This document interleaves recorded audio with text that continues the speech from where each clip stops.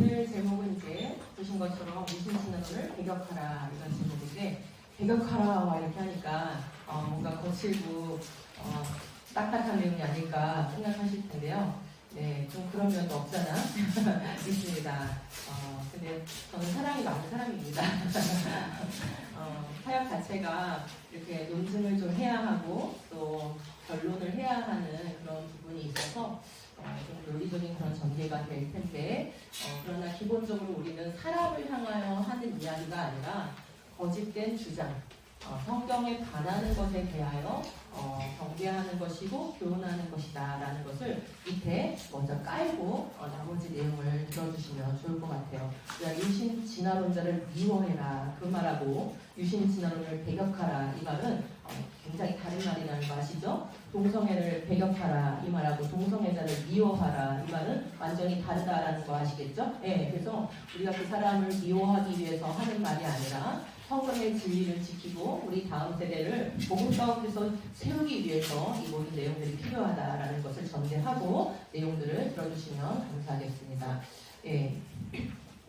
지금 이제 우리 대표님께서 강의 요청을 주셨을 때 이런 말씀을 하셨어요. 요즘 대학가에 캠퍼스에 여러 가지 문제들이 있는데 그 여러 가지 문제들 중에서 다 심각한데 그 중에 또 우리의 젊은 아이들에게 이 유신 진화론 문제가 자꾸 퍼져나가고 있는 것 같다. 그걸 느낀다. 그래서 이 강의를 꼭 한번 부모님들과 같이 듣고 싶습니다. 이렇게 해서 요청을 해주셨거든요. 말씀하신 그대로입니다. 그리고 특별히 이런 문제는 좀 지적인 분야이기 때문에 지적인 일에 관심이 없는 사람과 지적인 일에 관심이 있는 사람 중에 누가 더 유신 진화론에 관심을 가질 가능성이 높을까요?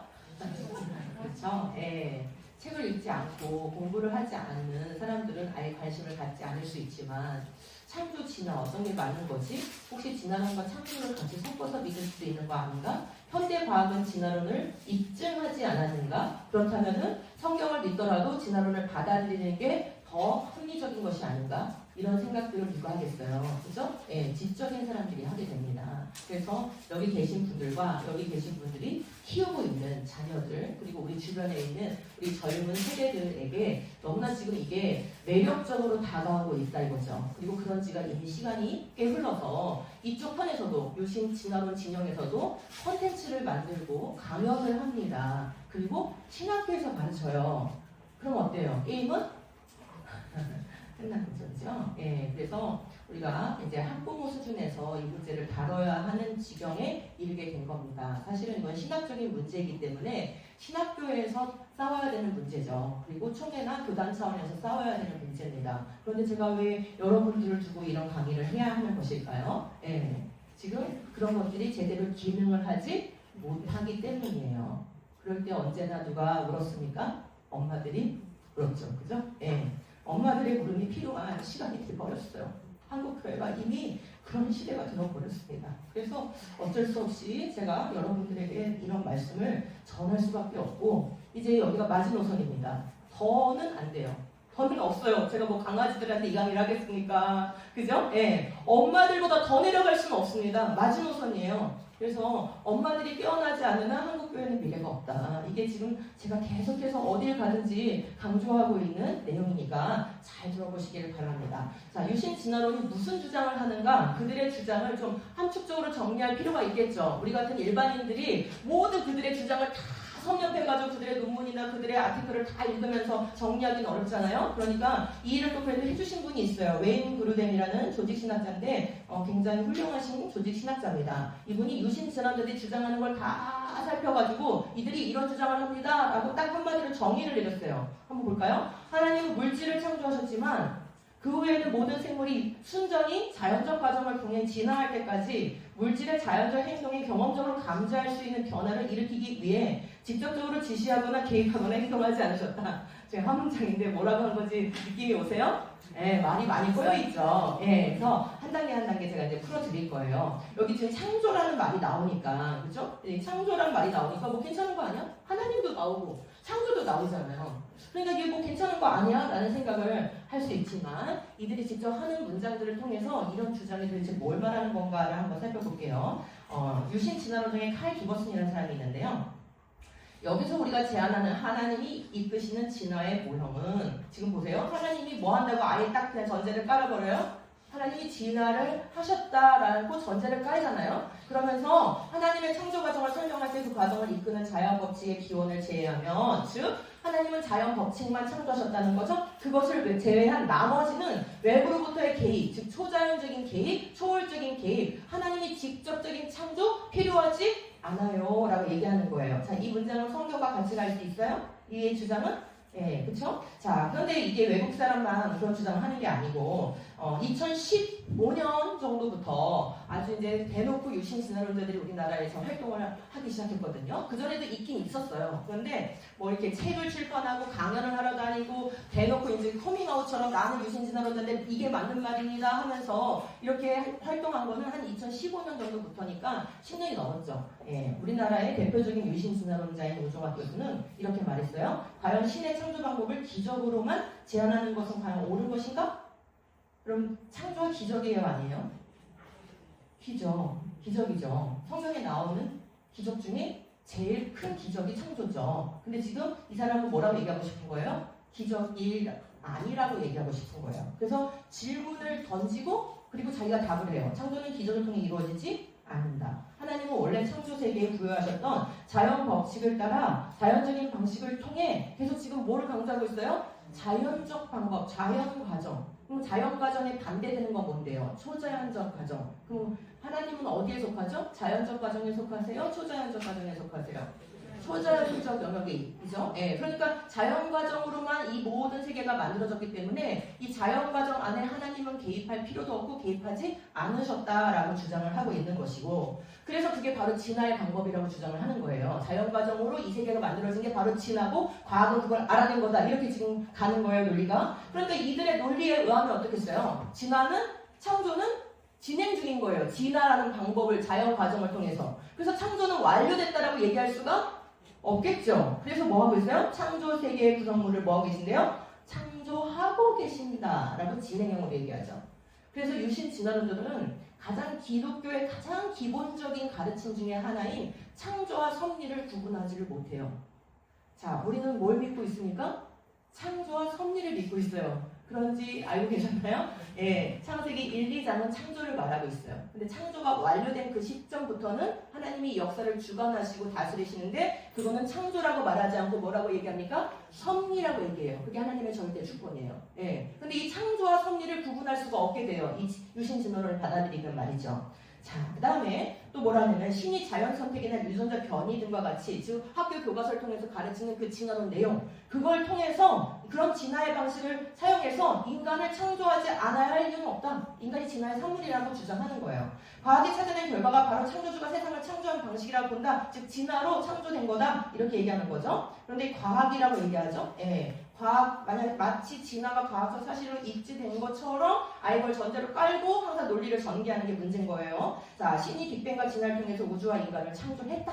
네, 이렇게 얘기합니다. 그래서 우주도, 지구도, 인간도, 생명체도 다 진화의 산물이다. 그런데 그 진화의 산물의 과정에 하나님은 개입하지 않으셨고 개입해서도 안 되고 개입을 했더라도 감지할 수 없어야 되고, 그게 유신 진화론자들이 주장하는 바입니다. 자, 데니스 아레산더는 어디서부터 그러면 이런 게 기원했나 라고 했을 때 폭발하는 별이 죽어가는 순간에 이 우주 공간에다가 물질들을 뿌려놓는데 그 뿌려놓은 그 물질에 하나님이 너무 세심하게 존재하게 하신 그 소중한 물질들에 무언가 하나님이 뭔가 그 물질들에다가 잠재력을 넣어놓으셨다는 거예요. 그래서 그 물질들이 그냥 수십억 년이 지나면서 그 물질들이 가지고 있는 그 어떤 잠재력이 발휘돼가지고 생명체가 되도록 진화가 되도록 뭔가 하나님이 거기다 잠재력을 넣어놓으셨다는 거예요. 어때요? 믿음의 발상인 것 같이 보이지만 이건 믿음의 발상이 결코 아니죠. 근데 이 사람들은 지금 자신들의 모순에 빠져요. 여러분 지금 여기 물질들에 뭔가 생명을 발생시킬 잠재력을 넣었다 했을 때 이걸 우리가 자연적 과정으로 밝혀낼 수 있나요? 그 별이 폭발할 때 이 우주공간에다가 뿜어놓은 그 물질이 있다고 치고 그 물질에다가 만약에 생명이 될 수십억 년에 걸쳐서 진화가 될 그 어떤 잠재력이라는 그 뭔지 모르는 그 잠재력을 넣어놨다고 만약에 치면은 그럼 그 잠재력을 우리가 자연적 과정으로 그거를 해석할 수 있냐고요? 찾아낼 수 있냐고요? 그게 뭔지를 규명할 수 있냐고요? 없죠. 예. 몰라야 돼요. 그러면 어때요? 이거 자체가 초자연적인 거죠. 자연적 과정으로 규명이 안 되니까 이거 자체가 초자연적인 거죠. 그러니까 자기들은 자연적 과정이어야만 해. 하나님은 그래서 들어올 수가 없어. 이 진화의 과정에 하나님은 개입하지 않을 거야 라고 말해놓고 자기들이 모순적인 주장을 하고 있다라는 것을 알 수 있어요. 미국의 이제 유신진화론 단체 중에 제일 큰 단체가 바이오로고스라는 단체입니다. 엄청나게 기라성 같은 그런 사람들이 참여해서 활동을 하고 있고 많은 글들을 쓰고 있고 사회적으로도 영향력을 끼치고 있어요. 우리가 잘 알고 있는 콜린스 같은 이 게놈 프로젝트를 담당했던 미국의 대표적인 과학자인 콜린스 같은 사람도 이 단체에서 대표적으로 활동을 하고 있어요. 근데 거기 이제 전 회장이었던 이 여자분이 이렇게 주장해요. 하나님은 그리스도를 통해 모든 생명체를 창조하시되, 여기까지 보면은 굉장히 괜찮은 말 하는 것 같잖아요. 근데 하나님의 형상들을 인간을 포함하여 의도적으로 설계되고 적극적으로 유지되는 뭘 통해서요? 자연적 과정. 이들은 절대로 포기하지 않는 게 뭐예요? 이 인간과 지구와 우주가 생성되는 모든 과정은 자연적 과정이었다라고 얘기하고, 이는 오늘날 과학자들이 말하는 바로 진화다. 그래서 하나님은 이 진화의 방법으로 자연 과정을 통해서 우주가 진화되도록 놔두신 거지, 하나님이 직접적으로 개입해서 창조하신 게 아니다, 이런 주장을 하게 돼요. 자, 그럼 이들의 주장들을 다 따르면, 받아들이면 어떤 결론에 도착하게 될까요? 우리가 성경이 가르치는 첫사람 아담은 결코 실제로 존재한 사람이 아닌 게 되죠. 왜요? 오스트랄로피테쿠스로부터, 영장류로부터 인간이 나와야 되니까. 그죠? 그래서 첫 조상 아담이 결코 실제 인물이 아니게 됩니다. 창세기가 진술하는 대로 하나님께서 직접 생명체를 창조하신 적이 없어야 되고요. 성경 안에 실제 역사는 1장에서 11장까지는 믿을 수가 없어요. 왜요? 진화의 역사가 맞지 않기 때문이에요. 단 한 가지 이유는 그거예요. 그래서 한 아브라함 나오는 한 12장부터는 믿어볼 수 있겠다라고 생각하는 게 이들의 주장입니다. 유신진화론을 지지하는 이들은 아담과 하와가 첫 번째 인간이라고 믿지 않으며 인류가 그들로부터 기원했다고도 믿지 않습니다. 자, 이렇게 주장하는 것들을 직접적인 진술을 통해서 보여드리니까 여러분 스스로 판단하실 때 어떠세요? 성경적인 믿음과 같이 갈 수 있을 것 같으세요? 없을 것 같으세요? 없을 것 같죠? 이런 주장을 하는 사람들인데 지금 많은 젊은이들이, 심지어는 목회자들까지도 유신진화를 옹호하는 사람들이 늘어나고 있는 추세예요. 그죠? 제대로 무엇을 모르는 것 같아요. 뭘 모를 것 같으세요? 일단 이들은 성경을 제대로 몰라요. 그죠? 성경적인 믿음이 뭔지가 정립이 안 돼 있는 거예요. 성경이 가르치는 복음이 무엇인지도 모르는 거예요. 그리고 또 한 가지, 과학적인 것 같다고 생각하지만 진짜 과학을 안다면 이렇게 얘기할 수가 또 없어요. 그래서 진화론도 잘 모르고 성경도 잘 모르니까 이런 주장을 하는 거지, 두 가지를 다 정확하게 안다면은 이런 주장을 할 수가 없어요. 그런데 문제는 이런 주장을 하는 사람들이 상당히 그 사회에서 지적인 사람들이라고 알려져 있는 사람들이라는 게 문제인 거예요. 그래서 그들의 권위, 이 사회적 위치의 그 권위에 힘입어서 상당히 이런 주장들이 자꾸 먹히고 있다는 거죠. 바로 이 사람이 프란시스 콜린스인데, 국가적으로도 중요한 일을 맡은 만큼 미국에서는 아주 유명한 과학자입니다. 그런데 이 사람이 유신진화론자예요. 그러니까 이 사람의 그 명성 때문에 이 사람이 한 말을 가져다가 신학자들이나 과학자들이 자신의 믿음을 옹호하기 위해서 쓰기가 너무 좋은 거죠. 자, 유신진화론을 전격적으로 이렇게 지지하는 사람이다 보니까 결국 이런 주장을 하게 돼요. 아담과 이브의 존재 여부에 대한 질문을 이 사람이 받았을 때 뭐라고 대답했어요? 유리의 유전자 풀 분석 결과 인류가 실제로는 아프리카의 만명 집단에서 기원했음을 보여주기 때문에 아담과 이브는 아마도 인류 전체에 걸쳐 일어난 사건을 상징적으로 대표하는 인물들일 것이다, 이렇게 얘기했어요. 정말로 유전자 풀 분석 결과 우리가 만명의 집단으로부터 왔다면, 이게 사실이라면 이 사람의 주장을 제고할 필요가 있죠. 근데 이게 실제가 아니라는 게 문제예요. 자, 어쨌거나 뒤에 가서 그 얘기를 좀 드리겠고요. 어쨌거나 이들의 주장을 다 종합을 하면 이런 주장을 하는 거예요. 하나님은 물질의 초기 창조자시지만 개별적인 생명의 창조자는 아니어야 되고, 인류는 단지 둘뿐이 최초의 부모에게서가 아니라 대략 10,000명 정도의 조상으로부터 유래한, 즉 영장류 조상으로부터 유래한 그런 존재여야 되고, 하나님은 지구에 있는 수만 명 가운데 한 남자와 한 여자를 선택하셔가지고 아담과 하와라고 치고 명명하셔야 되는 거고, 인류를 대표하도록 이렇게 하신 거예요. 그러나 이 아담과 하와는 최초의 진짜 사람은 아니어야 하고, 그 다음에 그들을 통해서 죄나 죽음이 비롯된 게 아니어야 하는 것입니다. 그런데 이런 주장을 하는데 우리나라의 유신 진화론을 유포하고 있는 활동이 매우 활발하게 진행이 중이에요.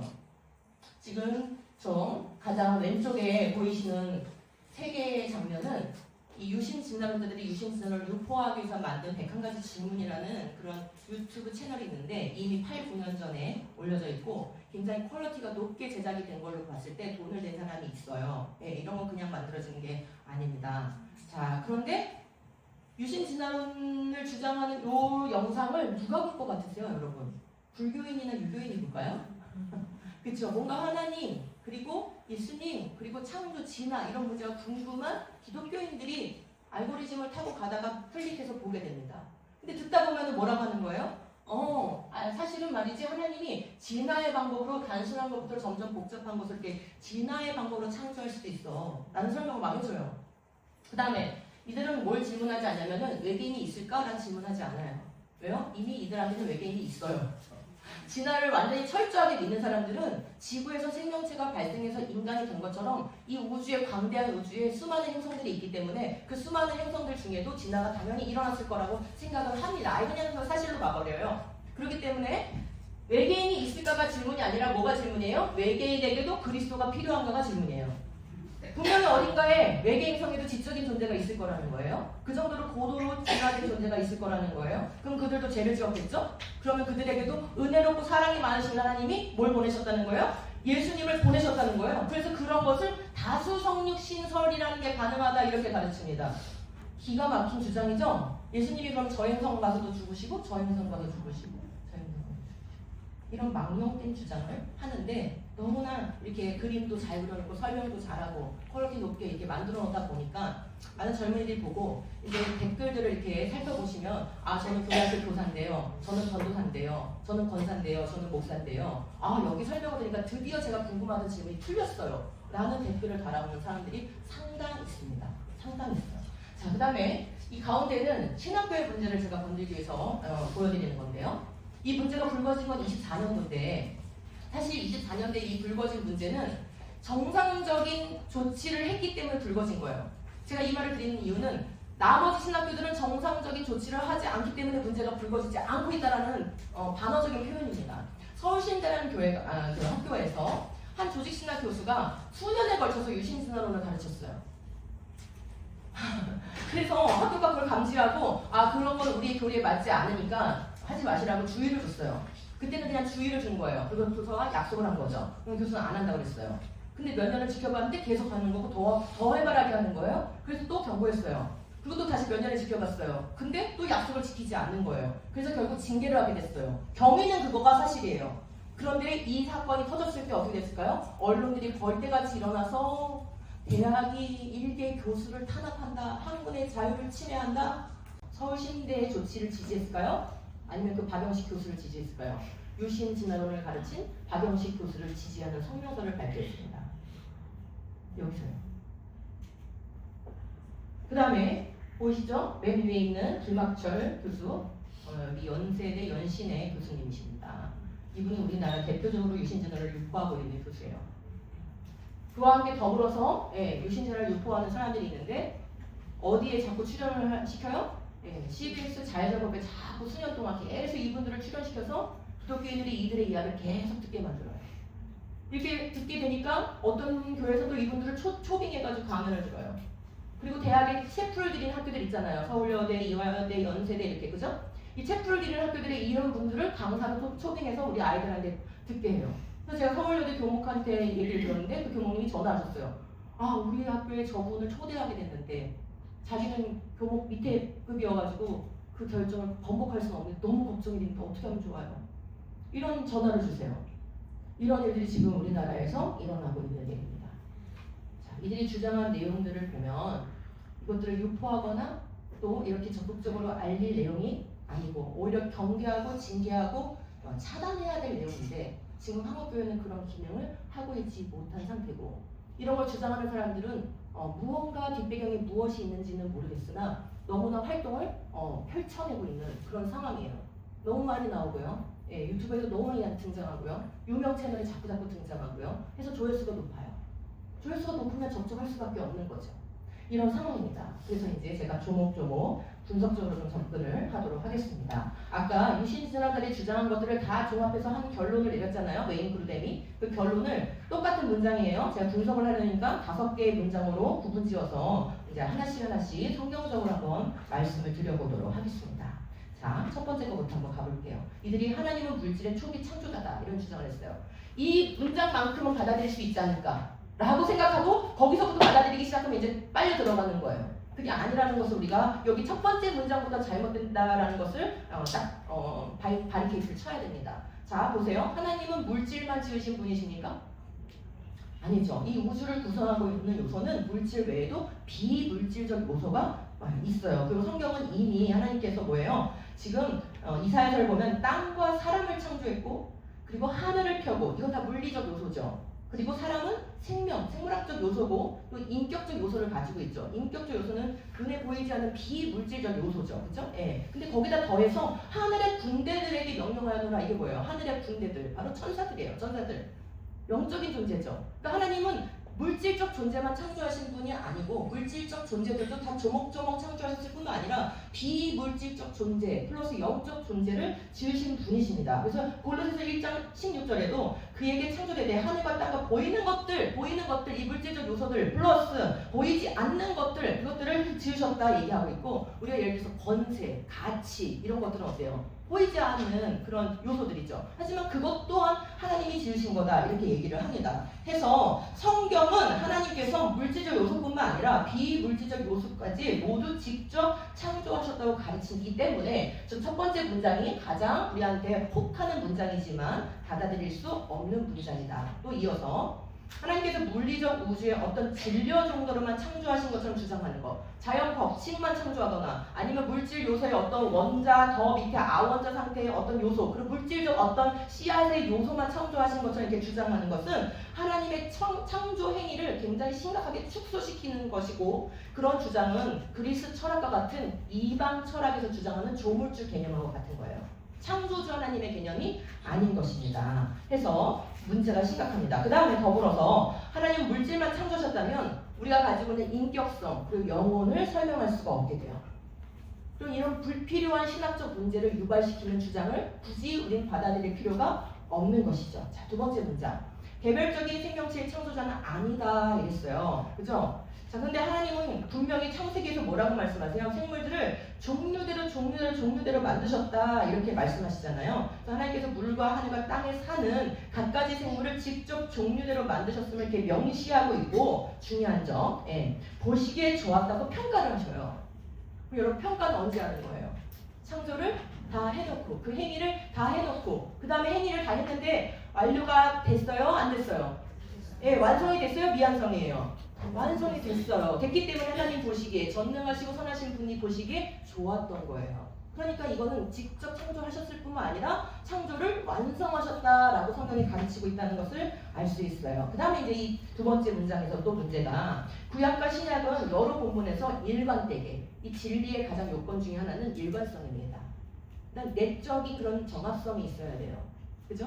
성경은 언제나 일관성과 내적 정합성을 갖추고 있어요. 그러니까 구약에서 주장하는 게 신약에서 다르게 나오고 그러지 않아요. 항상 일관되게 얘기합니다. 그래서 모든 생물이 하나님의 지혜와 능력으로 지어졌다라고 말씀하고 계시고 이 지어진 모든 것은 자 요한복음 1장 3절 4절에 보면은 모든 것이 그로 말미암아 창조되었으니 그가 없이 창조된 것은 하나도 없다. 하나님이 다 창조하셨다는 거예요. 근데 여기서 그는 바로 하나님이자 예수님이시죠. 이 예수님이 모든 것을 창조하셨는데 특별히 창조된 것은 그에게서 누구요? 예수님에게서 생명을 얻었다라고 얘기하고 있어요. 그러니까 지금 우리가 생명을 가지고 있는 모든 존재는 그 생명이 어디서 기원한 거예요? 그에게서. 그죠? 예수님에게서 기원한 거예요. 그러므로 예수님이 아닌 것에서부터 즉 무생물로부터 생물로 진화돼서 생명을 얻게 됐다라는 주장은 반성경적 주장이면서 반그리스도적인 주장인 거예요. 현대의 적그리스도는 매우 고도화된 거예요. 과거의 초대교회 때의 적그리스도들은 예수님의 인성을 부인하거나 예수님의 신성을 부인하거나 삼위일체를 부인하는 형태로 노골적인 형태로 드러났다면 지금 현대의 이 지식사회에서는 굉장히 고도화돼가지고 한 번 꼬아진 거죠. 몇 번 꼬아진 거죠. 그런데 결국 그 주장의 핵심으로 들어가 보면 뭐예요? 그 사상이 반그리스도적이다. 생명이 예수님 아닌 곳에서 나올 수 있다라는 주장을 하고 있는 것이에요. 자, 그다음 이제 세 번째, 아담과 하와는 최초의 사람들이 아니며 이래요, 이들이. 이거는 너무 명백하죠, 그죠? 예. 하나님이 이 성경에서 인간을 지으실 때 마치 어떤 원시 인류나 동물 조상과 같은 그런 선행 단계, 인간이 되기 전 단계의 어떤 생물체로부터 인간 되게 하셨다라는 암시조차 없어요. 선행 단계가 설정이 안 됩니다. 그래서 너무나 이게 행복한 표현인데 우리는 어릴 때부터 너무나 하나님이 흙으로 지어서 사람을 만드시고 코에다 승계를 후 불어넣으시니까 인간이 됐다. 이게 그냥 무슨 동화 같은 이야기처럼 그냥 익숙한 그런 스토리가 되어 있지만 지금 이 시대에서는 이 표현 하나하나가 우리를 너무나 힘을 주는 표현들인 거예요. 하나님이 전 단계의 생물로부터, 전 단계의 어떤 모체로부터가 아니라 뭐로부터 인간을 지으신 거예요? 흙으로부터. 그러니까 선행 단계가 없어요. 변해가는 전이 과정이라는 게 존재하지 않아요. 하나님이 직접적으로 그냥 인간이라는 형상이 전혀 없는 그 물질을 취해서 인간이 되게 만드시고 거기다 생기를 넣으셨을 때 비로소 생명체가 된 거예요. 그래서 이 모든 인간의 형상과 그 다음에 그 인간이 가지고 있는 생명과 인간이 가지고 있는 모든 속성들은 다 기원이 어딘 거예요? 하나님으로부터 온 거죠.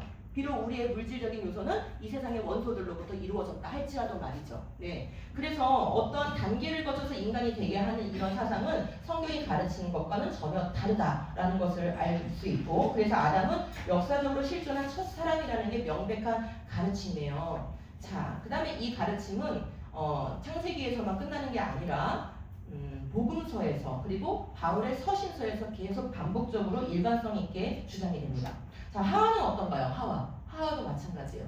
아담의 갈비뼈로부터 만들어진 게 그렇게 중요해? 라고 생각했을지 모르지만 지금 이 시대는 너무 중요한 거죠. 예.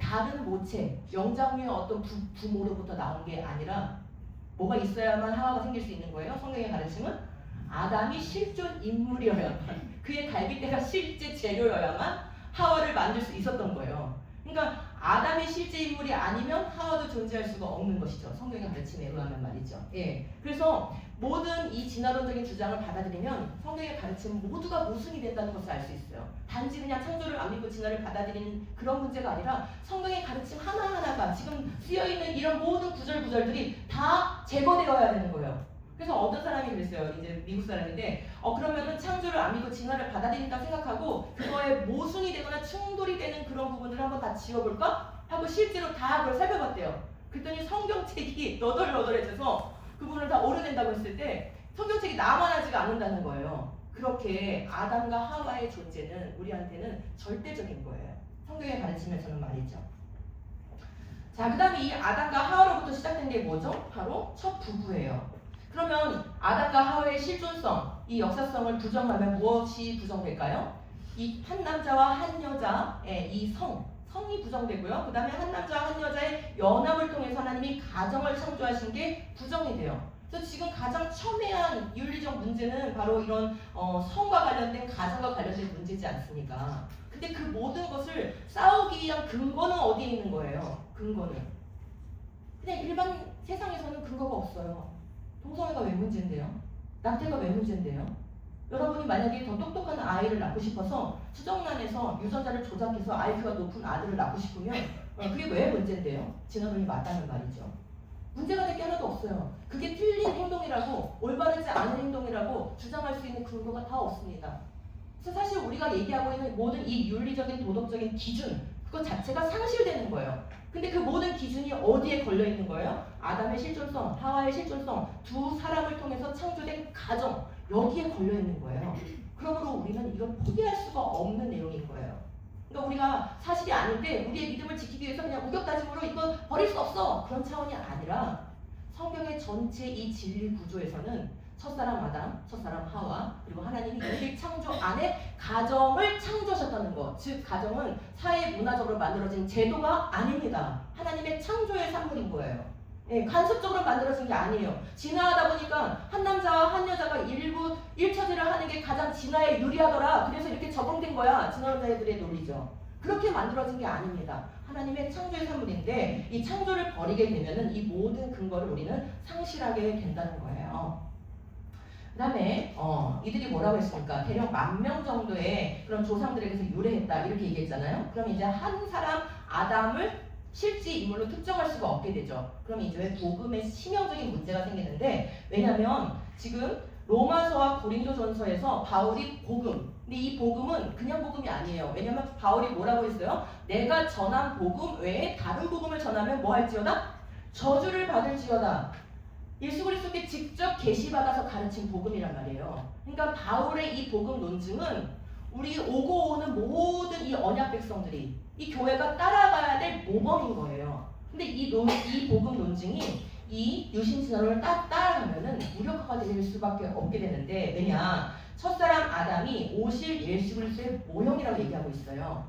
그러면 만약에 첫사람 아담이 전설적 존재예요. 그러면 그 모형이 되는 예수 그리스도도 뭐가 돼야 되는 거예요? 전설적 존재가 되는 거예요. 그죠? 예. 붕어빵 틀이 전설이면 거기 만들어진 붕어빵도 전설인 거예요. 그죠? 예. 비유면 이게 비유인 거예요. 바로 그런 기능이에요. 그러니까 첫사람 아담이 실존한 인물이 아니면 예수 그리스도에 오실 이유도 없어지고 예수 그리스도가 실제로 무슨 일을 하기 위해서 오셨는지에 대한 목적도 없어져요. 그러므로 첫사람 아담을 상실시키는 이유는 바로 둘째 아담이신 예수 그리스도를 상실시키기 위해서, 복음 논증을 무력화하기 위해서라는 이 아주 가장 중요한 핵심 공격이 여기 들어있다는 것을 우리가 알아야 되는 것이죠. 자, 네 번째 주장, 유신진화들의 네 번째 주장. 지구에 살고 있는 그 10,000명 정도 되는 사람들 중에 한 남자 한 여자를 이렇게 선택해가지고 명령했다 이런 주장을 하잖아요. 왜 이런 주장하냐면 진화론을 받아들이긴 했는데 교회 안에 있는 사람들에게 뭔가 말을 하고 싶은 거예요. 그럼 어떻게 해야 되냐면 신학적으로 뭔가 설명을 해줘야 되는 거예요. 그럼 진화론을 고수하면서 신학적 주장을 해야 되니까 아담 하와가 실제 인물 아니고 아담 하와로 명명된 그런 존재가 있다고 하면 다 돼, 해결돼 라고 얘기를 하는 거죠. 근데 이게 말이 안 돼요. 왜냐면 일단 과학적 문제가 생깁니다. 현대 유전학에서 인류는 한 종임이 이미 확인되어 있어요. 여러분이 다 이렇게 생김새가 다르고, 심지어 우리와 호주의 원주민이나 아프리카인들은 너무나 생김새가 다르고 언어도 다르게 쓰지만 DNA로 치면은 99.6% 이하로 떨어지지 않아요. 우리의 일치성이.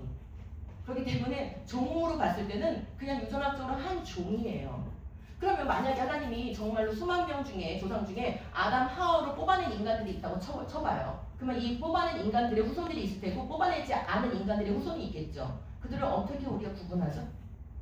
종적인 차원에서는, 유전학적 차원에서 구분할 수가 없어요. 즉 이들의 주장은 과학적 검증이 되지 않는 주장이라는 것이에요. 그러니까 이런 주장을 받아들일 필요가 없죠. 검증이 불가능한데 말이죠. 그 다음에 하나님이 아담과 하와를 뽑아내가지고 그들하고만 언약을 맺었다고 한번 쳐봐요. 그럼 그 언약을 받은 사람들이 있을 거고 언약을 받지 않은 사람들이 있을 거예요. 그럼 이 언약을 받은 사람들에게는 천국과 지옥을 적용시키고 언약을 받지 않는 사람들에게는 천국과 지옥을 적용시키지 않으면 하나님 공평하신 건가요? 말이 안 되죠?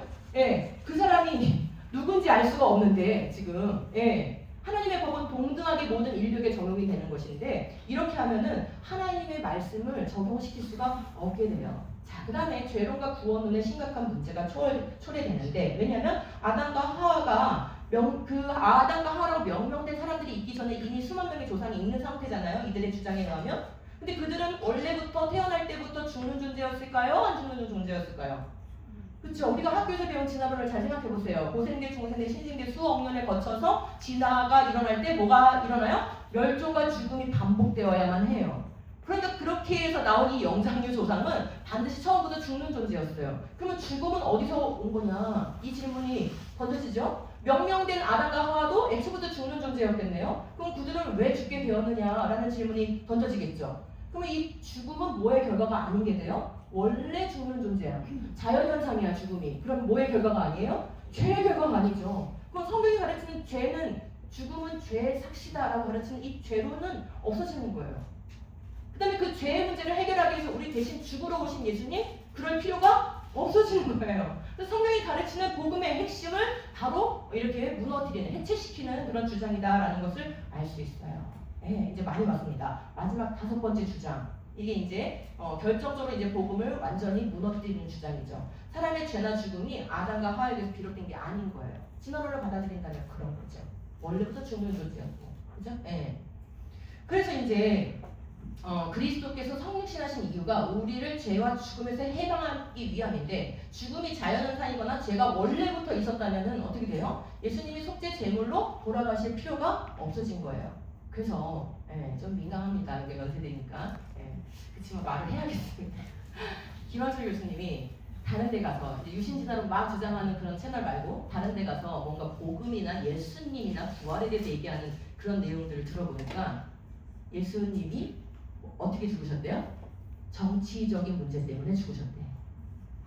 우리를 속죄하기 위해서 죽으신 게 아니라 죽으신 건 맞는데, 왜냐면 그건 역사적으로 다 로마의 기록이 있기 때문에 그럼 부정할 수가 없어요. 그래서 죽긴 죽었는데 정치적 문제로 죽으셨대. 그럼 그 안에 함의되어 있는 내용이 뭘까요? 예수는 당시의 사회에서 정치적 약자였기 때문에 그 정치적 약자로서 희생을 당한 거다. 그래서 이게 무슨 논리예요? 이게 무슨 논리예요?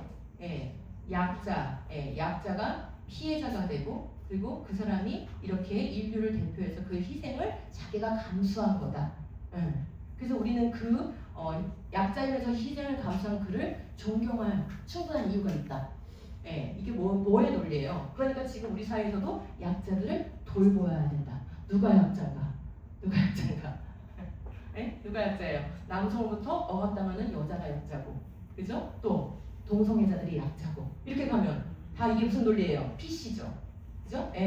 바로 PC 논리하고 연결되는 거예요. 그러니까 신학이라는 이름의 형태를 띠고 있지만 이 자유주의 신학과 유신진화론은 결국 PC주의하고 연결되는 주장을 하고 있다. 즉 성경이 가르치는 걸 설파하고 있는 게 아니라, 그죠? 인본주의적인 사상, 자신들의 사상을 설파하고 있다. 그리고 그 내용은 반성경적이다라는 것을 우리가 확인할 수가 있어요. 자, 그래서 이들의 주장을 모두 다 받아들이면 결국 예수님의 대속제물이 되심과 우리의 모든 원죄가 그에게 전가됐고, 그가 죽으심으로써 그 죄가 완전히 소멸되어서 대가를 치러버리셨고, 그래서 그 의가 우리에게 전가되었기 때문에 우리가 구원을 얻는다는 가장 이 복음의 핵심적인 내용이 다 무력화 말입니다. 그래서 유신진화론은 우리가 받아들일 수가 없는 그런 사상과 주장인 거예요. 이건 교회적으로도 문제고 사회적으로도 문제를 일으킬 수밖에 없는 주장인 거예요. 더군다나 이 성경은 복음의 결과를 말하고 있어요. 복음의 결과. 복음의 핵심은 십자가 부활이죠. 그걸 통해서 우리가 의의 전가를 받았어요. 이신 칭의를 받았어요. 근데 그 결과가 뭔데요? 결과가 뭡니까? 바로 산소망이에요. 근데 유신진화론을 받아들이면 당연히 이 산소망이 제거가 돼요. 왜 그럴까요? 우리가 물질적인 존재로부터 이렇게 생성돼가지고 나온 존재인 거예요. 그러면 죽음이 뭐가 되는 걸까요? 다시 물질로 돌아가는 게 되는 거죠. 왜요? 죽음이 자연현상이고 원래부터 있었던 거니까요.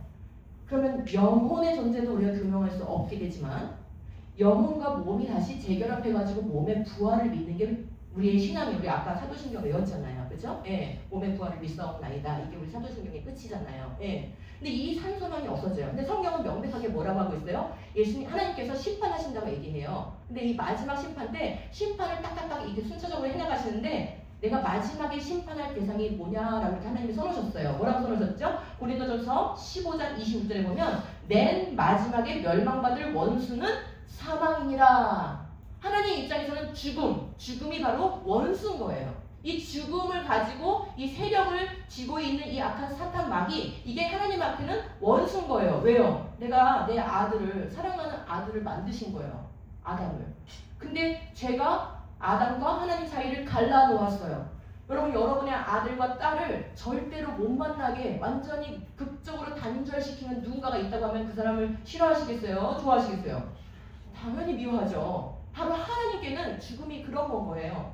내가 아들을 만들어 놓고 영원토록 그와 교제하고 살고 싶었는데 단절을 시켜버린 거예요. 그게 바로 하나님께 원수기 때문에 내가 심판하다가 결국은 맨 마지막에 심판을 청할 것은 바로 이 죽음이야. 나와 나의 자녀 사이를 끊어놓은 이 죽음을 영원히 없앨 거야 라고 말씀하고 계신 거예요. 그러면 이 진화론자들의, 유신진화론자들의 논리에 따르면 어떻게 해야 되는 거예요? 이 죽음을 이용해서 죽음과 멸종이 반복되다가 인간이 나와야 되는 거예요. 그럼 하나님이 원수를 이용해서 하나님의 형상인 인간을 만들었다, 이렇게 주장해야 되는 거예요. 하나님의 창조 안에 죽음이 들어있었다, 이렇게 얘기해야 되는 거예요. 말이 됩니까? 안 됩니까? 진화의 과정으로 동물 조상으로부터 선택되어 인간으로 명명된 것이라면 죄와 죽음이 이미 창조에 포함되어 있어야 되는 거예요. 하나님이 죽음을 창조하셨어야 되는 거예요. 이건 하나님의 창조의 모순을 일으키게 돼요. 선하신 하나님이 아니게 되는 거예요. 그런데다가 복음은 어때요? 죽게 해놓고 그 죽음의 이유인 죄값을 내가 대신 치러줄게 이러면서 자작극이 되는 거예요. 그래서 하나님의 공의와 사랑이 다 무너지게 되는 것이에요. 너무나 파괴적인 주장입니다. 너무나 파괴적인 주장입니다.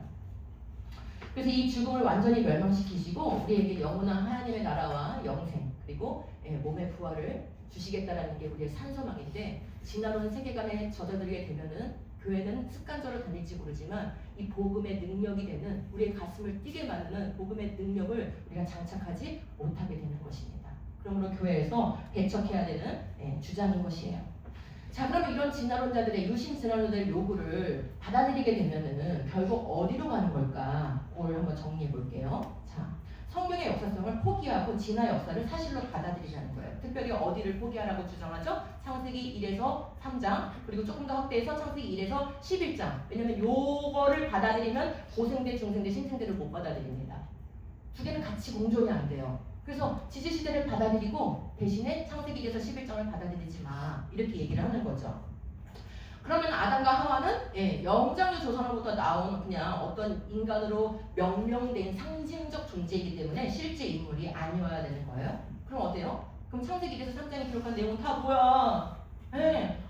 우리가 해답을 알려줄게. 그냥 역사적 사실로 읽지 말고 시라고 읽어. 신화라고 읽어. 비유라고 읽어. 그렇게 해도 괜찮아. 이렇게 지금 얘기를 하는 거예요. 그래서 결국 이들의 주장은 이거죠. 진화론에 맞춰서 성경을 재해석하는 거예요. 자, 그러면 이들의 이 재해석의 요구를 우리가 받아들일 이유가 있을까요? 한번 우리가 이성적으로 따져보죠. 이들의 주장을 받아들일 이유가 있는지 없는지에서 핵심적인 질문은 이겁니다. 많은 질문을 우리가 던질 수 있지만 가장 핵심적인 질문은 이거예요.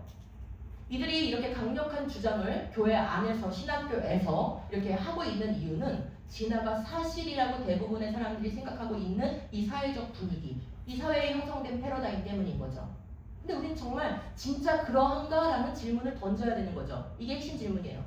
생명체와 인간의 진화가 정말 과학적 사실로 입증되었을까요? 만약에 그렇다면 정말 진화의 방법으로 생명이 생겼고 진화의 방법으로 돌연변이와 자연선택이 축적돼가지고 다양한 생물들이 나왔고 그러다가 인간이 나온 거라면 이게 그렇다 예스라면 우린 그들의 주장을 받아들일 것을 제고해야 합니다.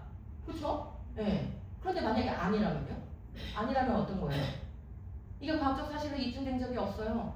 한 번도 생명체가 비물질 물질에서부터 생명체가 나온 적이 없어요. 그렇다면 어떨까요? 그렇다면 이들의 주장은 받아들일 필요도 없거니와 오히려 이들이 유물론에 경도되어 있기 때문에 하는 주장인 것이죠. 바로 이들의 주장의 핵심은 유물론이에요. 왜요? 모든 걸 뭘로 설명하자고 했어요? 자연 법칙으로만, 자연 과정으로만. 초자연적인 건 제거해야 돼. 그걸 껴들이면 안 돼. 이 우주와 지구와 생명과 인간을 설명하는데 오직 자연 과정으로만 설명해야 돼. 근데 그 주장이 바로 뭐냐? 그게 유물론이에요. 그러니까 이들은 성경보다도 뭐를 더 근본적인 전제, 토대로 삼는 겁니까? 유물론을 더 근본적인 토대로 삼는 거예요. 즉, 가장한 거죠. 하나님을 믿는 것으로 교회를 다니는 것으로 가장하고 교회 안에 들어와서 무슨 세계관을 심는 거예요? 유물론 세계관을 심는 자들이다라는 것을 알 수 있어요. 그래서 이렇게 우리가 본질을 보면은요, 무엇을 우리가 분별하고 배척해야 될지 받아들여야 될지 이거를 파악할 수가 있는데 결국 지금 이 시대를 어렵게 하는 모든 사상의 근본 밑에는 이 유물론 세계관이 있고 이 유물론 세계관을 강화시키기 위해서 끊임없이 진화론 교육을 해야만 이들은 하는 것이고 이 진화론 세계관이 강화되면 강화될수록 자신들이 원하는 대로 윤리, 도덕과 법을 조장할 수 있기 때문에 세상을 자기들이 원하는 방식으로 통치할 수 있게 되는 겁니다. 원리가 그런 거예요. 그럼 우리는 그 반대의 입장에서 뭘 해야 된다고 생각하십니까? 세상을 통치하는 이 세속적인 권력과 이 세상을 주관하는 악한 사단 마귀 권세가 진화론을 이용해서 이렇게 자신들의 세계관을 펼쳐나가는 무기로 삼는다면 우리는 무엇을 해야 된다고 생각하세요? 답이 안 나오시네. 자, 질문만 던져드리고 이제 가면 좀 답답하실까봐 간단하게만 이제 하나하나가 다 큰 주제들인데 간단하게만 한 2가지 말씀드릴게요. 정말 생명의 기원이 진화론적으로 설명이 되는가? 100% 안 됩니다. 이건 제가 100%라고 얘기할 수 있어요. 99.99 아닙니다. 100% 안 됩니다. 자, 더글라스 X라는 과학자가 이 문제 하나만을 위하여 자신의 연구를 다 바쳤고, 그리고 그거를 논문으로 썼을 뿐만 아니라 우리가 읽을 수 있도록 이렇게 책으로도 나와 있고 번역서도 있으니까 궁금하신 분들은 언디나이어블 참고하시기 바랍니다. 이 X가 한 실험 뭐냐면은 진화론의 가장 이제 중요한 핵심 주장은 우연적이어야 되는 거죠. 무작위적으로. 그러면 어떠한 우리 이제 몸을 구성하는 생명체를 구성하는 가장 기본적인 요소는 단백질이기 때문에요. 이 기능적 단백질을 만들어내는 명령문이 유전자잖아요. 그 유전자가 우연적으로 조합이 돼서 이 우연적으로 조합된 이 유전자가 우리 생명체에 필요한 단백질을 만들어내야 되는 거예요. 그죠? 그래야 우리 몸을 구성하고 있는 단백질 한 분자가 생기는 거예요. 근데 우리는 그런 단백질이 10만 가지가 필요해요. 인간 같은 경우에는요. 어마어마한 거죠? 근데 인간은 너무 고도로 복잡한 생명체이기 때문에 인간 말고 그냥 단순한 거, 단백질 한 가지를 만드는 150개의 서열로 이루어진 그 유전자를 가지고 실험을 한 거예요. 그리고 여기서 무작위적이어야 되니까 그냥 우연히 돌연변을 일으켜서 이 서열을 그냥 무작위적으로 바꾸게 됐을 경우에 우리가 필요로 하는 그 단백질을 만드는 유전자 서열이 과연 얼마의 가능성으로 만들어지는가, 이거를 실험을 했어요. 자, 150개의 자리에 아미노산이 와야 되는데 아미노산은 20가지인 거 아시죠? 필수 아미노산이 이 20가지 종류 중에 어떤 게 와서 이렇게 배열을 하는 거예요. 그럼 우리가 단백질, 우리 몸에 쓰는 단백질은 정확한 순서로 꿰어져야 되는데 이걸 지정하는 게 바로 유전자가 하는 역할인 거예요. 근데 이건 지금 무작위적으로 해야 되는 거죠. 왜요? 진화의 방법이어야 되니까. 그렇게 해서 무작위적으로 배열될 가능성을 따지면 10의 390승계의 배열이 됩니다. 엄청난 배열이죠? 근데 이 중에 한 배열만 원하는 그 단백질의 배열인 거예요. 자, 그러니까 10의 390승 분의 1의 확률인 것이죠. 이거를 1초당 100만 개씩 조합된다는 아주 과대한 그런 주장을 해볼게요. 실제로 이런 가능성이 없습니다. 그런데 과대하게 그냥 잡아보는 거예요. 초당 100만 개씩 이게 조합이 돼.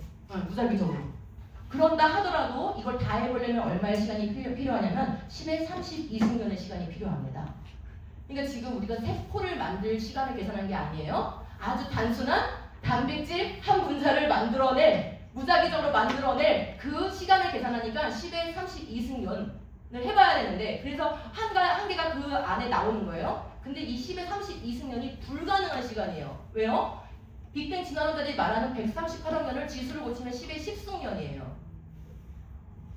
웃음이 나와요. 정상이에요. 그러니까 빅뱅의 시간을 다 줘도 생명체에 사용될 기능적 단백질 분자 하나를 조립할 시간이 안 되는 거예요. 그 다음에 만약에 시간이 충분했다고 가정을 하고 그만큼 시간 중에서 하나의 단백질이 맞춰졌다고 쳐봅시다. 근데 그 하나의 단백질이 맞춰지는 동안 나머지 다 서열이 맞지 않는 잘못된 기능으로 잘못된 단백질 분자들이 주변에 있겠죠. 그러면은 10의 390승 빼기 1만큼의 쓰레기 더미 안에 괜찮은 쓸만한 단백질 분자 하나가 놓이게 되는 거예요. 기능을 할 수 있을까요? 여러 개의 단백질이 조합이 되어야 분자 기계를 만들어낼 수 있는데 아무 기능, 효소 같은 어떤 아무런 기능 할 수가 없게 되는 거예요. 그러니까 쓸모가 없을 뿐만 아니라 시간도 되지 않는다. 이 기능적 단백질을 만들어내는 DNA 서열 한 개에 대해 3차원 구조로 접히지 않는 이 비기능적 조합, 이런 유전자가 10의 77승계가 만들어집니다. 그러니까 쓰레기 더미 안에 하나의 유일한 가능성 있는 그런 정보가 만들어지기 때문에 이 정보는 제대로 기능할 수가 없게 돼요. 이런 문제예요. 그러니까 이런 시대가 올 줄 알고 하나님은 단백질 하나도 너무나 복잡하게 만들어 놓으신 거예요. 그러니까 우리가 쫄 필요도 없고요. 이런 창조를 믿는, 이 시대의 창조를 믿어? 심지어 6일 동안 창조하신 걸 믿어? 이런 말에 쫄 필요가 없어요. 여러분 정도의 지성이면 이런 문제들을 다 공부할 수 있고요. 다 가르칠 수 있습니다. 여러분들의 자녀들이요, 더 잘할 수 있습니다. 정보가 없기 때문이에요. 배워본 적이 없기 때문이에요. 왜요? 우리가 교육을 체계적으로 하지 않으니까요. 여러분, 지성과 믿음은 다른 거예요. 믿음은 하나님의 선물이지만요. 그래서 우리 다 믿음으로 구원을 얻게 됐어요. 근데 성경에 근거한 지성은 반드시 체계적인 교육으로만 갖춰질 수 있는 거예요. 근데 우리 주일학교가 체계적인 교육을 합니까? 아니에요. 모든 성경 내용을 다 스토리텔링을 해요. 그럼 연세대 다니는 아이들 정도의 지성이 있는 아이들이 이런 지적인 문제에 대해서 답을 얻을 수 있을까요? 그 스토리텔링 설교에? 세상에 나가면 수많은 이런 엄청난 질문들을 끌어안고 사는데요? 그죠? 그거에 맞는 체계적인 교육이 되어야 되는 거예요. 그런 변증이 되어야 되는 거예요. 우리는 없는 게 아니라 안 한 거예요. 그래서 우리 노력이 좀 필요합니다. 자, 그 다음에 인류의 기원에 대한 문제도 한 개만 짚을게요. 자, 인류의 진화론자들은, 인류학자들은 우리가 이렇게 막 영장류로부터 호모가 되기 전에 오스트랄로피테쿠스 단계를 거쳐가지고 그 다음에 진화해서 호모 단계로 왔다고 얘기해요. 그래서 그 호모 단계로 왔을 때 이 호모 에렉투스로부터 네안데르탈인과 데니소바인이 나왔다고 얘기해요. 근데 우리는 누구냐면 호모 사피엔스예요. 이렇게 진화됐다고 주장을 하고 있어요. 그런데 이렇게 주장을 하고 수십 년이 흐르는 동안 유전학이 너무 발달해가지고 어머 어떻게 하면 좋아요. 네안데르탈인의 뼈에서 DNA를 추출해서 분석을 할 수가 있겠어요. 했더니 호모 사피엔스하고 네안데르탈인이 교배가 가능한 거예요. 그럼 교배가 가능하다는 게 결혼해서 아기 낳을 수 있다 그 뜻이에요. 그러면 호모 사피엔스는 여러분이고 네안데르탈인의 DNA라고 우리를 분석했더니 서로 결혼해가지고 아기를 낳았던 거예요. 그러면 네안데르탈인은 어떤 존재예요? 어려우세요? 여러분과 결혼한 여러분의 남편과 아내는 어떤 존재예요? 인간이죠. 인간. 그래서 이제 분석을 해서 네안데르탈인은 우리가 동일한 인간이어야 된다라는 걸 주장할 수가 있게 됐어요. 그런데 이제 러시아에 그 데니소바 동물이 있는데 거기에서 처음에는 데니소바인 유골만 나왔는데 그 다음에는 네안데르탈인 유골이 나오더니 그 다음에는 반은 DNA의 반은 네안데르탈인이고 반은 데니소바인인 그런 인간이 나와버린 거예요. 유골이. 그러면 둘은 뭐 했다는 거예요? 또 교배가 가능했다는 거죠? 그러면 데니소바인은 또 뭐예요? 인간이죠. 근데 지금 그들의 주장에 의하면 이들이 다 네안데르탈인과 데니소바인이 다 호모 에렉투스에서 나왔다고 얘기해요. 그럼 부모고 자식인 거예요. 그러면 어때야 되는 거죠?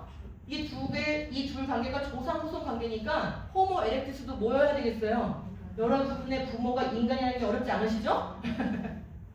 그래서 지금 인간 이전 단계, 즉 인간으로 오기 위한 선행 단계, 인류의 어떤 진화 단계라고 얘기할 수 있는 존재가 있습니까? 없습니까? 없어요. 지금 제가 호모가 붙어있는 것들을 얘기한 거고요. 오스트랄로피테쿠스 붙어있는 건 얘기할 필요가 없어요. 왜냐하면 오스트랄로피테쿠스란 말 자체가 남쪽 원숭이라는 뜻이에요. 라틴어로 돼 있으니까 어려우니까 괜히 뭔가 이렇지만 사실 원뜻이 남쪽 원숭이에요. 얘네들은 두개골도 400cc 정도밖에 되지 않아요. 인간의 축에 낄 수가 없는 것들이에요. 그러니까 걔는 말할 필요가 없어요. 그래서 진화적 어떤 선행 단계라는 증거가 존재하지 않습니다. 그들이 진화론자들이 해석을 그렇게 하고 있는 것 뿐이에요. 자, 보여드릴게요. 이거는 이제 창조론자들이 똑같이 과학적인 방법으로 한 겁니다. 유전학 박사들이. 그랬는데 네안데르탈인과 데니소바인 모두 현생 인류, 즉 우리 호모 사피엔스와 99.7에서 100% 동일한 것으로 밝혀졌다. 아까 말씀드렸어요. 지금 현생 인류가 서로 간에 얼마 정도의 차이가 있다 그랬어요? 99.6%. 근데 이들과 99.7에서 100% 동일하대. 그럼 어떻게 된 거예요? 이들 다 똑같이 인간이었고 그냥 과거에 살았던 인간이었을 뿐인 거예요.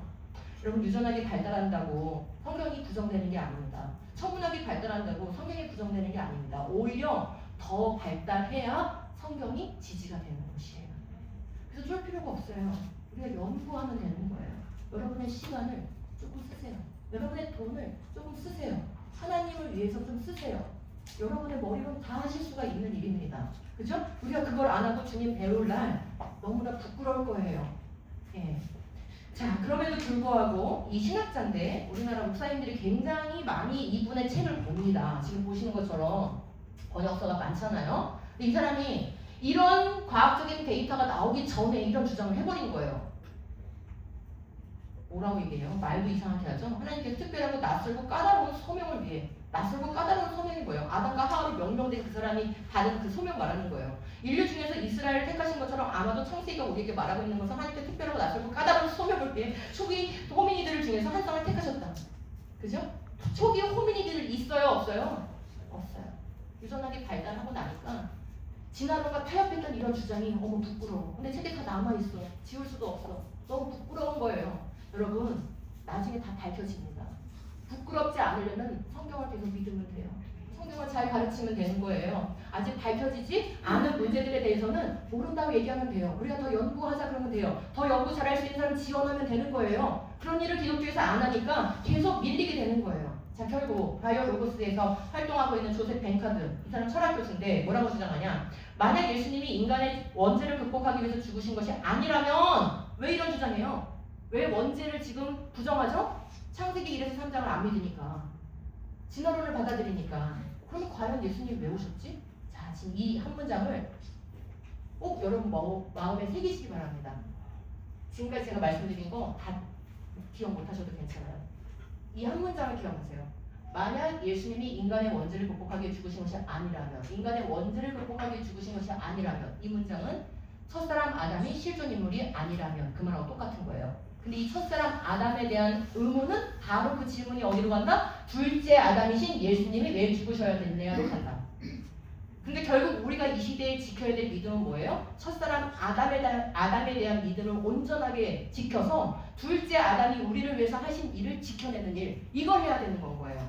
이 모든 공격이 이렇게 꼬여서 결국은 거기로 그 포인트가 가고 있는 거예요. 자, 위에 설명한 관점, 자기의 관점은 역사적인 아담과 이브 또는 원죄에 대한 전통적인 관점을 요구하지 않으면 이런 사람들은요 대놓고 이런 말을 해요. 성경을 관점 처리해요. 왜요? 내가 주장하는 것도 하나의 관점으로 취급받기 위해서 성경이 가르치는 명백하게 기록되어 있는 것을 하나의 관점이야. 이렇게 언어 갖고 장난치는 거죠. 또 진화론과 양립하게 하기 때문에 자기 주장 받아들여야 된다. 이렇게 얘기하면서 추가적으로 나의 속죄에 대한 관점은 그리스도의 죽음이 하나님의 계획이 아니었다라고 주장하는 말이다. 그럼 하나님의 계획이 아닌데 정치적인 약자에서 죽였다는 거죠. 결국. 그죠? 똑같은 거예요. 김학철 교수가 주장하는 거랑 똑같은 맥락인 거예요. 자, 그럼 여러분 생각해보세요. 이런 주장을 하면 교회에서 탁 일어나가지고 그건 이단적인 주장입니다. 아니 지금 십자가 복음 자체를 정면으로 공격했잖아요. 그러면 교단에서 일어나서 이거는 우리 교단에 들어오면 안 됩니다. 교회에서 가르쳐지지 않아야 됩니다. 하고 뭔가 딱 선을 그어줘야 되잖아요. 이단 규정해줘야 되잖아요. 근데 그런 기능이 지금 안 되고 있다는 말입니다. 신학교에서 교수님들이 아까 그 54명의 조직 신학자들이 전국에서 모였는데 그들이 어디서 일하겠어요? 조직 신학자들인데 전국에 있는 신학교에서 일하겠죠. 그런 분들이 유신진화론 가르친 교수를 두둔하면서 모여가지고 성경서 발표했단 말이죠. 제가 지금 여러분 앞이니까 감정 조절하면서 얘기하는데요. 새벽에 기도할 때마다 제정신을 기도할 수가 없습니다. 한국교회 이런 상황을 생각하면 말이죠. 이게 지금 우리가 놓여있는 현실이에요. 도대체 우리 아이들은 누가 가르치니까? 그런 신학교에서 배우고 나온 전도사님들이 가르칩니다. 요약하자면 유신진화론은 성경의 진실성과 기독교 신앙의 여러 핵심 교리와 양립할 수 없다. 이 이론은 오늘날 성경을 믿는 그리스도인, 특히 기독교 지도자가 받아들일 수 있는 합당한 선진수로 간주되면 안 된다. 이게 결론입니다. 그래서 J.P. 모어랜드라는 바이올라죠. 바이올라 신학교에 있는 이제 신학자이면서 철학자이신 교수님인데 유신론적 진화론은 교회가 스스로 무너지도록 부추기는 주요원입니다. 그래서 유신진화론적인 믿음을 노출시키지 않아도 안에 내장하고 있는 친구들이 상당히 많아요. 저는 이제 중고등부 강의도 하고 청년부 강의도 하고 초등부 강의도 하거든요. 근데 우리 중고등부 아이들하고 이렇게 캠프를 하다 보면은 한 첫째 날은 질문을 많이 안 하지만 둘째 날은 질문이 막 너무 쌓여가지고 다 대답할 수 없을 만큼 질문이 나와요. 다 안에 이렇게 내장돼 있거든요. 근데 아이들이 그래요. 자기가 지금까지 창조 믿고 있는 줄 알았대. 근데 쭉 듣다 보니까 자기가 학교에서 배운 그 교과서 내용하고 성경에서 말한 창조 내용을 섞어서 믿고 있다는 걸 이제 알았다는 거예요. 그러니까 이렇게 지적으로 배우지 않으면요, 자신들이 믿고 있는 게 뭔지도 지금 몰라요. 규명이 안 돼요. 분별이 안 되니까요. 그래서 사실 진화론과 창조를 섞어서 자동적으로 유신진화론자 자기가 다 그렇게 믿고 있는 거예요. 근데 각자가 다 섞는 부위가 달라. 그래서 스펙트럼이 굉장히 넓어요. 지금 이게 우리 아이들의 현실이거든요. 근데 그 아이들이 10년 후면 20년 후면 안수집사님 돼요. 권사님 돼요. 우리 교회 미래는 뭐가 되는 건가요? 그죠? 스스로 무너지도록 지금 방치하고 있다 라는 것을 우리가 기억을 해야 되는 거예요.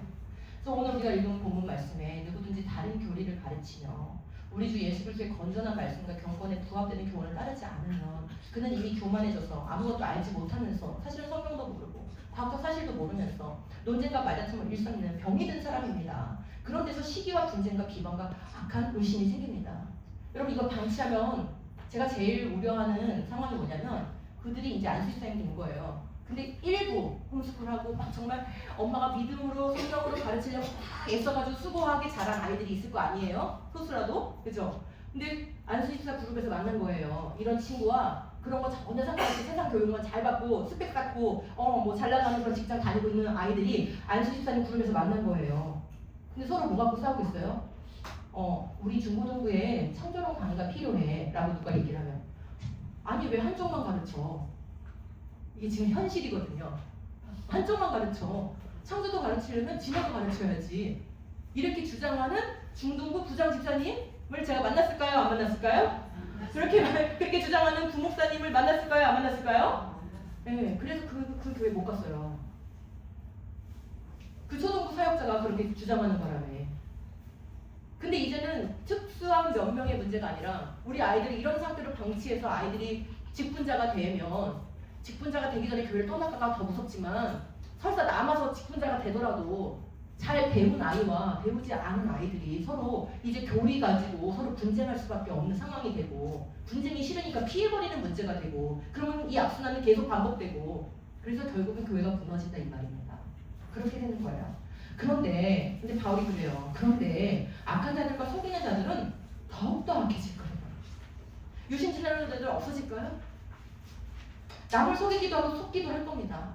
그러나 그대는 모든 일에 정신을 차려서 고난을 참으며 전도자의 일을 하며 그대의 직무를 완수하십시오. 이게 우리가 기억해야 될 일이죠. 남이 어떻게 하냐 그게 중요한 게 아니라 바로 내가 그대는 모든 일에 정신 차려서 비록 이게 힘든 일이지만 고난을 참으며 그죠? 예.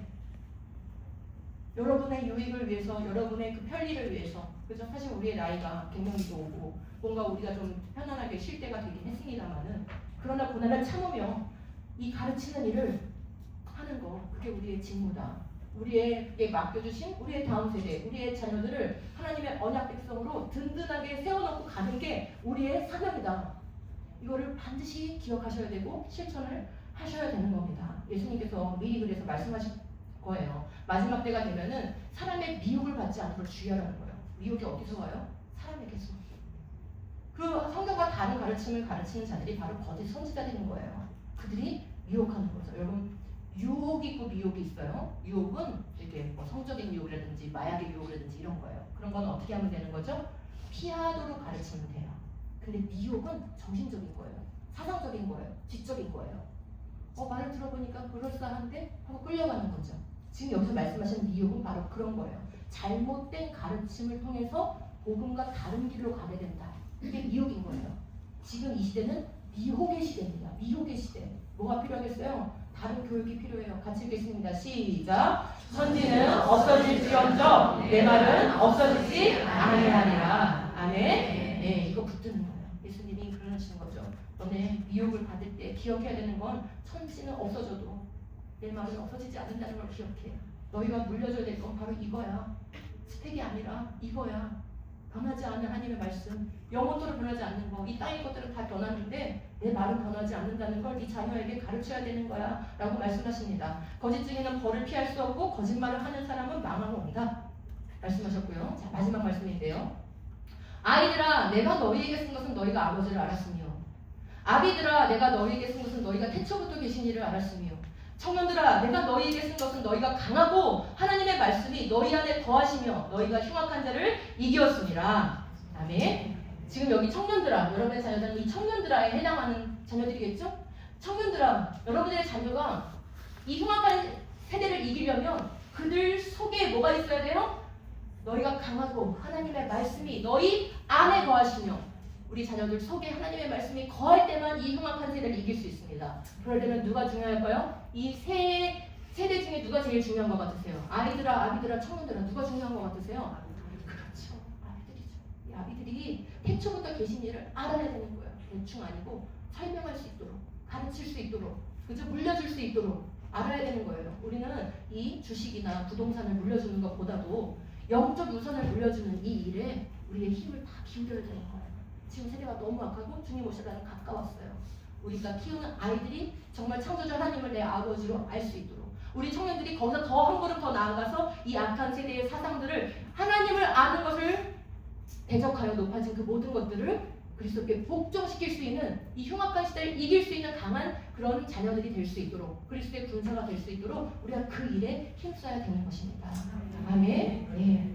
그래서 제가 지금 하고 있는 그 사역은 창조신앙 교육 사역인데 창조 안에 모든 게 다 걸려 있잖아요. 지금 보신 것처럼. 그래서 상당히 넓은 방대한 그런 교육 체계를 갖추고 있습니다. 그래서 여러분에게 오늘 이제 제가 이런 말씀 다 드릴 수 없어서 안내 책자를 준비해가지고 드렸으니까 집에 가서 한번 꼼꼼히 읽어보시고 우리가 지금 어떤 상황 가운데 놓여 있고 어떤 교육이 필요한가 이런 것들을 좀 진지하게 생각해 보시고 여러분도 다 섬기시는 교회가 있을 텐데 교회 학교의 단계별로 유치부부터 성년회까지 이렇게 교육할 수 있는 그런 단계들을 다 갖추어서 교육 프로그램을 이미 해놨습니다. 그리고 모든 교회가 막 한 학기 1년 이렇게 교육할 수 없잖아요. 그런 상황이 현실적으로 어렵습니다. 그래서 하나님께서 성경학교 수련회를 통해서 할 수 있는 프로그램을 만들어서 제가 그렇게 제작을 해놨어요. 그래서 모든 프로그램이 이틀에서 3일이면 다 가르쳐질 수 있게끔 그렇게 해놨습니다. 굉장히 인텐시브하게 만들어놨으니까 전달을 해보시기 바랍니다. 그리고 크로스비라고 CTS 기독교 방송이 운영하는 유튜브 채널이 있는데 그 CTS 크로스비하고 저하고 같이 공동 제작해서 지금 창조와 진화에 대한 영상을 저들은 유튜브에 그렇게 올려놓고 그냥 사람들이 막 보는데 우리가 그런 컨텐츠가 없어가지고 제가 늘 너무나 안타까우면서 기도했는데 최근 이제 몇 년 동안 지금 계속 제작을 하고 있거든요. 그래서 지금 한 14개 정도 만들어져 있으니까 하나하나가 짧아요. 그리고 초등학생들도 볼 수 있어요. 그러니까 같이 자녀들하고 보시면서 대화를 해보시고 그 대화를 하는 중에 분명 아이들한테 내가 생각해보지 못하는 질문들이 불쑥불쑥 나올 거예요. 그 질문들이 무서워서 대화를 꺼리시면 절대 안 됩니다. 그렇게 생각하는구나. 내가 한번 생각해볼게 하고 저한테 연락주세요. 제가 답을 알려드릴 테니까요. 그죠? 그래서 같이 공부하시면서 하시면 좋겠어요. 책도 이미 많이 나와 있습니다. 앞으로도 계속 이 사역을 하면서 여러분들에게 여러분의 자녀에게 공급할 콘텐츠를 저희는 계속 만들어 가겠습니다. 또 이런 사역에 관심이 있다면 또 함께 하셔도 너무나 좋습니다. 그래서 이 책들도 좀 참고해서 공부를 하시고요. 공부 안 하고는 절대 우리가 이제 이 교회를 지킬 수가 없어요. 다음 세대를 지킬 수가 없어요. 그런 시대가 됐다는 것을 절대 방치하지 마시고 여기 계신 분들이 소망입니다. 기도하는 엄마들이 소망입니다. 제가 그런 간절한 마음 담아서 전하였으니 꼭 기억해 주시기를 부탁드리겠습니다. 감사드립니다.